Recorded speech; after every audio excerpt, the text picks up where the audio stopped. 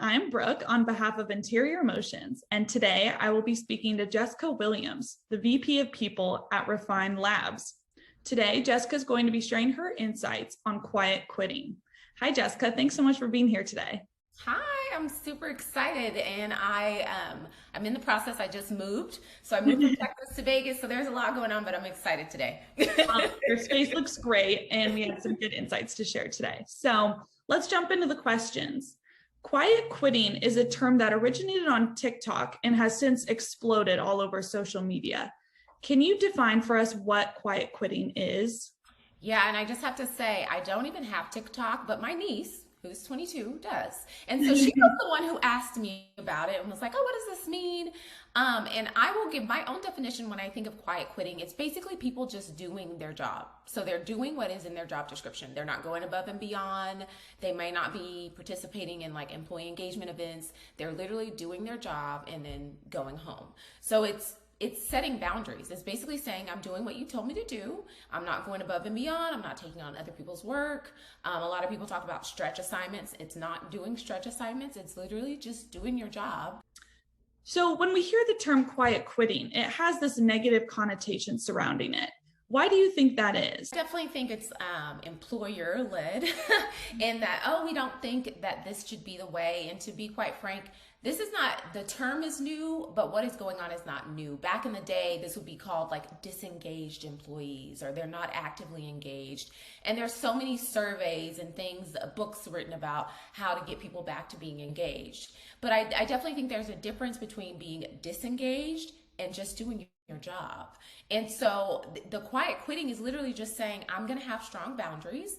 I'm going to put myself first, and then I'm going to do my job, and I'm just going to go home.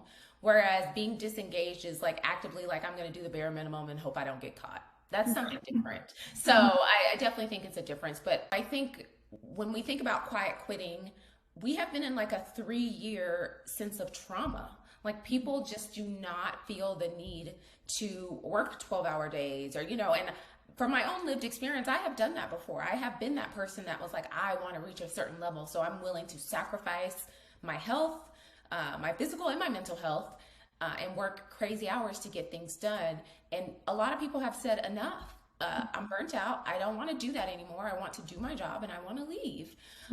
And so I think it takes on this negative connotation from employers, because the expectation is that like you should be grateful to have a job and that you should do whatever we tell you to do. No, those days are over. Like employees have power now, and they're deciding they're going to do their job and they're going to go home.